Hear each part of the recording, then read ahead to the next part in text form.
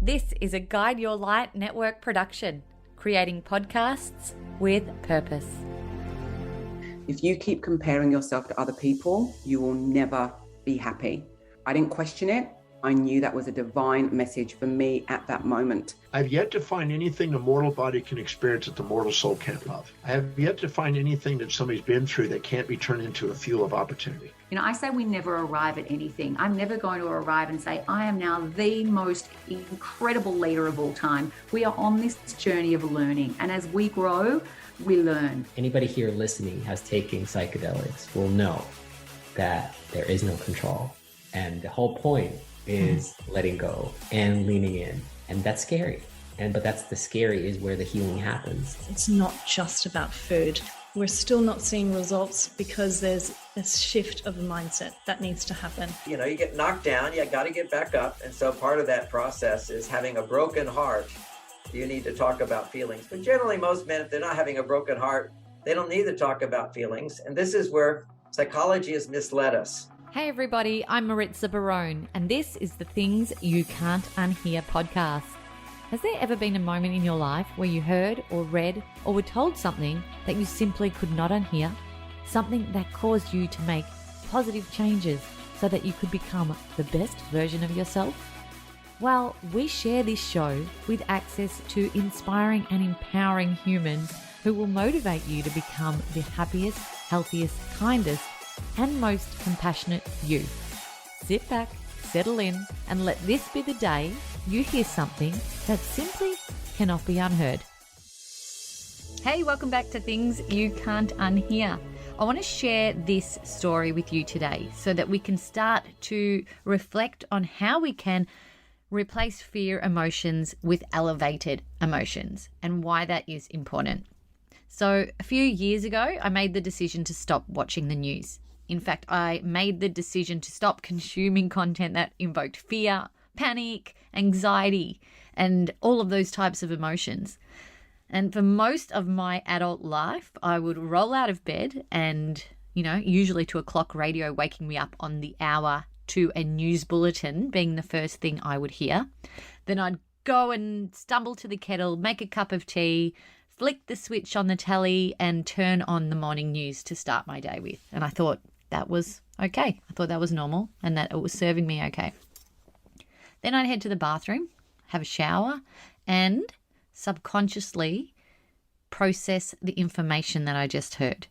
So that was news bulletins that included fear of looming recessions, political turmoil, murders, fires, kidnappings, car accidents, outbreaks, epidemics, pandemics. Oh my God. I didn't realize I was taking it all in and building the foundations of my day with those fearful messages, experiences, opinions that I was tuning into the moment I woke up.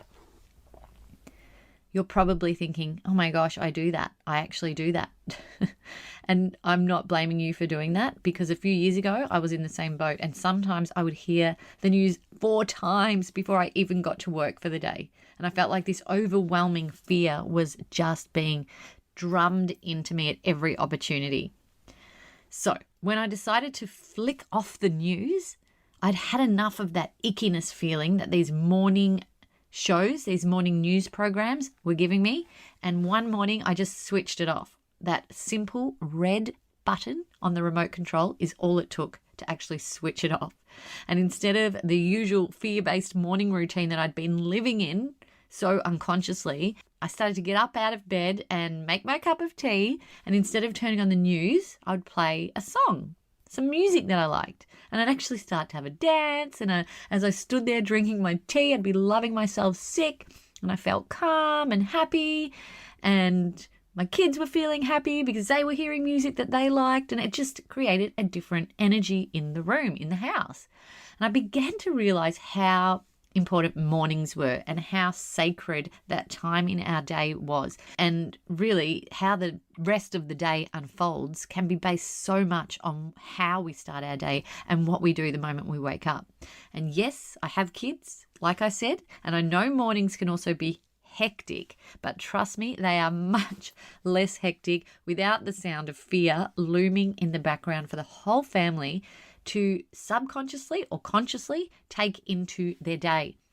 So after a while, a few months of not watching the news in the morning or reducing the amount of time I actually listened to news bulletins overall or watched fear-based information, I noticed I started to feel much less anxious overall, and I decided I could fit more into my morning.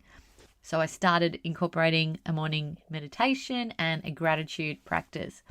And every morning when I was in the shower, I'd literally write on the steamed shower window all of those elevated feelings that I wanted more of in my life.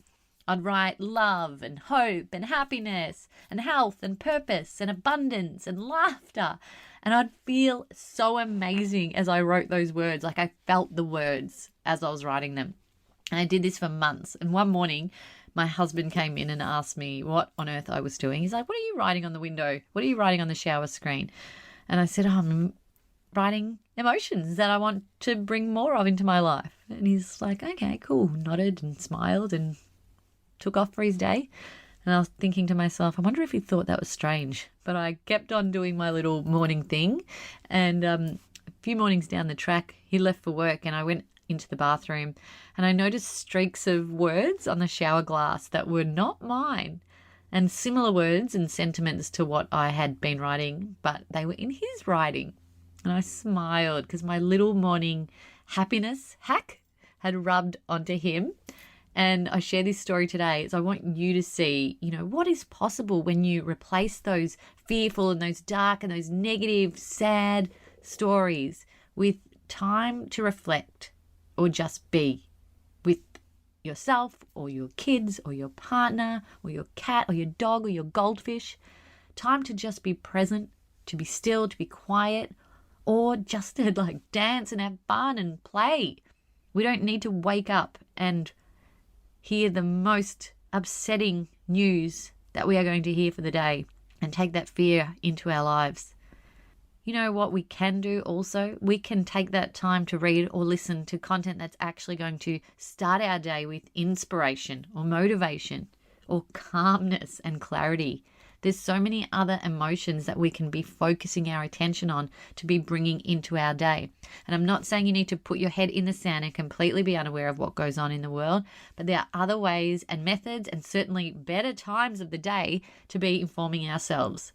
So do this for me. Next time you actually listen to a news bulletin, and whether it be in the morning or the afternoon or the night or you drive home from work, just listen to it from a different angle, from a different perspective, and ask yourself these 5 questions. Number 1, how did hearing this make you feel? Number 2, did I need to know this? Number 3, has it been worded in a way and vocalized in a way that is leading you to have a certain belief or take a certain angle on it that isn't yours? Number 4, what do you actually think about what you've just heard? And number 5, what else could you be doing with your time that's going to actually serve you better than hearing fear-based content and news? So there's my little challenge and my reflection on how switching off helped me to reconnect with myself and give me the best possible start to my day. And there's so many other amazing starts to your day. Go for a surf, go for a walk, do exercise, meditate. There's so many beautiful things that we can be doing with our time the moment we wake up and start our beautiful day. And it's certainly not hearing fear-based news bulletins. I know many, many others in my orbit, including the majority of people that I invite onto this podcast, have switched off from those attention-grabbing news bulletins and chose to educate themselves in different ways, informing themselves deeply in topics that they are passionate about, hearing things from different sources for a different angle or opinion, standing away from it. Like when I asked you to look at those 5 questions, standing away from it and feeling into how they actually feel as a result of listening and what they believe is true. So let's start to choose differently for a little while and see what's possible when we make these small shifts in our lives. Why? Because replacing fear emotions with elevated emotions is going to bring you more elevated emotions in your physical existence. And I can't wait to see that happen for you. Try it for 30 days and let me know what happens. Let me know what you think. I'm loving this 30-day challenge because 30 days is such a great amount of time to really switch into a different gear. And, just a small shift like this by just hitting that red remote off button is going to help you reclaim your mornings, reclaim your time, and connect to yourself in a way that isn't saturated with fear-based messages. I can't wait to hear how you experience this. Let me know if you've already switched off from the news, if you have switched off from the news as a result of listening to this, and how it has impacted your life. Go out there, be happy, be joyful, and I thank you for tuning in again to this reflection on things you can't unhear. Thanks for listening to the show. What did you think? And what did you feel? Let us know by leaving me a message on the Things You Can't Unhear Instagram community page. And if you can, give us some ratings love on your favourite listening platform.